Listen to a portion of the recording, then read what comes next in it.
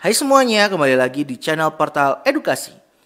Pada kesempatan kali ini, kita akan mencoba contoh soal PAI kelas 7 bab 1, yaitu tentang Al-Quran dan Sunnah sebagai pedoman hidup. Kita langsung coba mulai ya. Soal nomor 1. Bagi umat Islam, Al-Quran merupakan pedoman hidup. Al-Quran merupakan pesan ilahi untuk manusia dalam mencapai kebaikan hidup. Nah, Al-Quran berfungsi untuk A. Petunjuk dan penjelas bagi sesuatu yang harus diketahui, juga pembeda antara kebenaran dan kebatilan. Atau B. Menerangkan serta menguatkan hukum-hukum yang terdapat dalam hadis. Atau C. Sebagai bayan dan muhakik, penjelas dan penguat.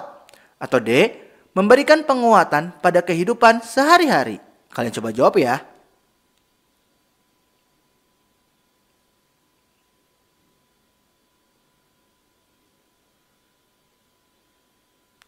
Jawaban yang benar adalah A. Petunjuk dan penjelas bagi sesuatu yang harus diketahui, juga pembeda antara kebenaran dan kebatilan.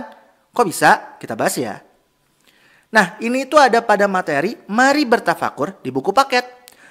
Di sana dijelaskan, Al-Quran menjadi petunjuk, penjelas, dan pembeda antara kebenaran dan kebatilan. Al-Quran dan hadis memiliki peranan yang sangat penting untuk menjadi pedoman dalam menjalani kehidupan. Kita lanjut ke nomor 2. Lanjutan bacaan ayat tersebut di atas adalah, kalian langsung bisa coba jawab ya.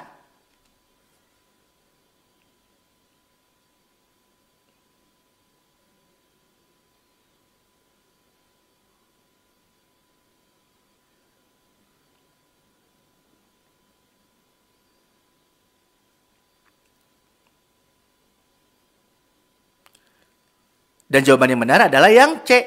Kita bahas langsung ya. Nah, yang tadi itu potongan ayat itu terdapat dalam Quran surat An-Nisa ayat 59 di bawah ini.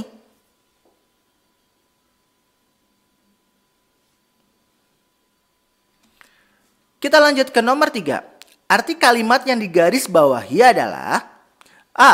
Dan hari kemudian, B. Di kemudian hari, C. Akhir zaman, atau D. Hari akhir. Kalian coba jawab ya.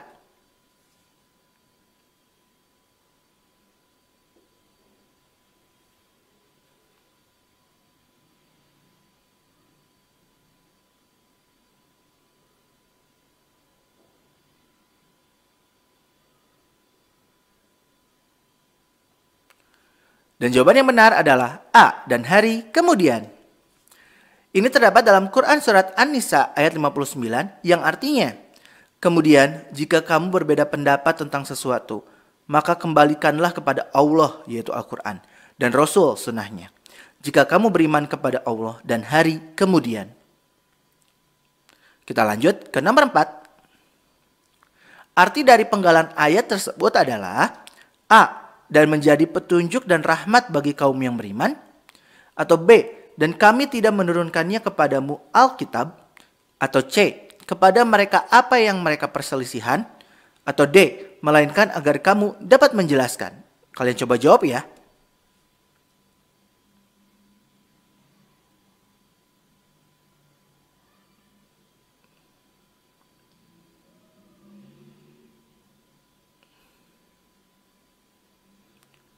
Dan jawabannya adalah A. Dan menjadi petunjuk dan rahmat bagi kaum yang beriman. Ini terdapat dalam Quran surat An-Nahl ayat 64 yang artinya adalah serta menjadi petunjuk dan rahmat bagi orang-orang yang beriman. Kita lanjut ke soal nomor 5. Kata yang artinya taatilah Allah yang tertulis dalam Quran surat An-Nisa ayat 59 adalah terjemahan dari kata, kalian coba jawab ya.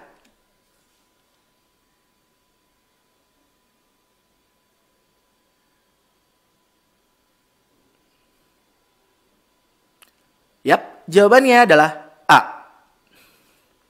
Itu tadi udah jelas ya, kita tinggal dihafalin aja.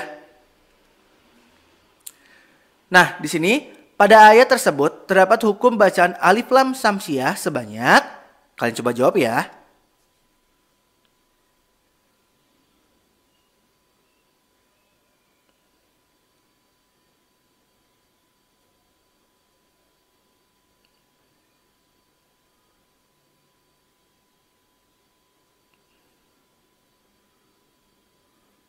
Jawaban yang benar adalah B, 2. Kok bisa? Kita bahas ya. Suatu ayat dikatakan al-samsiyah apabila terdapat huruf al diikuti salah satu huruf hijaiyah berikut ini. Nah, perhatikan yang diberi garis bawah oleh admin ya. Di situ bisa kelihatan, itu adalah al-samsiyahnya. Gimana? Cukup jelas? Kita lanjut ke nomor 7. Yang merupakan contoh hukum bacaan alif lam qamariyah adalah A. 1 dan 2, B. 1 dan 3, C. 2 dan 3, atau D. 2 dan 4. Kalian coba jawab ya.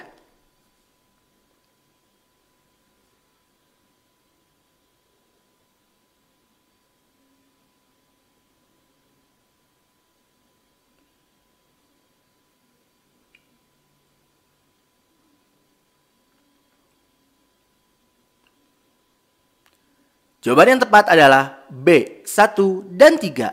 Mengapa? Kita bahas.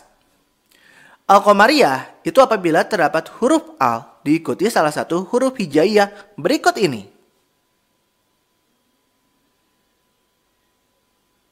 Nah, kita lihat lagi nih, kita balik lagi ke tadi soalnya. Yang ada apa? Yang ada huruf hijaiyah tadi hanyalah nomor 1 dan 3. Gimana? Cukup paham kan? Kita lanjut lagi ya ke soal nomor 8. Yang merupakan implementasi perilaku terpuji dalam kehidupan sehari-hari terkait dengan Quran Surat An-Nisa ayat 59 ditujukan pada nomor A. 1 dan 2, B. 2 dan 3, C. 3 dan 4, atau D. 4 dan 5. Kalian coba jawab ya.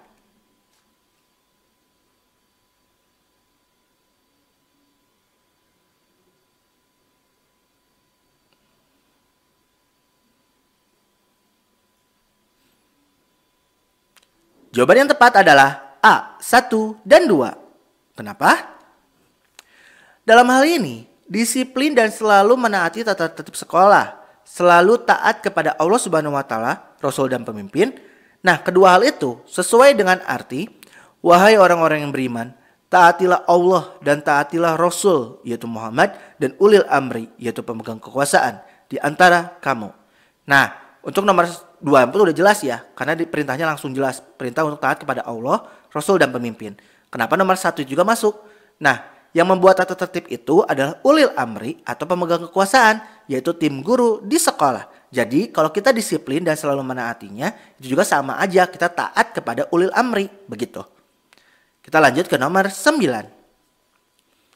Ketika kalian menemukan permasalahan atau perselisihan pendapat, masing-masing menganggap dirinya paling benar atas pendapatnya, maka sikap kalian yang benar adalah A.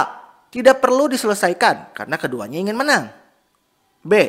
Membela salah satu dari mereka yang dianggap benar. C. Berusaha mencari titik temu dari perbedaan tersebut. Atau D. Melaporkan kepada pihak yang berwajib.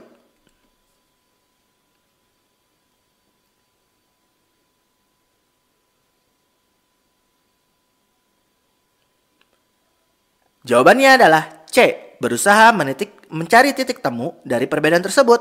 Mengapa? Kita bahas ya. Sesuai dengan firman Allah nih dalam penggalan Quran Surat An-Nisa ayat 59.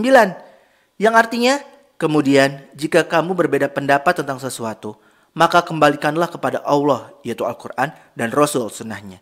Jika kamu beriman kepada Allah dan hari kemudian. Nah, maksudnya dengan mencari titik temu berarti kita sudah berusaha mencari sebuah kebenaran. Karena sesungguhnya kebenaran itu hanya berasal dan milik Allah Subhanahu wa taala. Kita lanjut ke soal nomor terakhir. Ulil amri adalah pemimpin. Siapapun pemimpinnya harus kita taati selama tidak memerintahkan untuk berbuat maksiat. Yang tidak termasuk ulil amri sesuai makna Quran Surat An-Nisa ayat 59 adalah A. Ketua kelas, B. Kepala desa, C. Wali kota atau bupati, atau D. Paguyuban.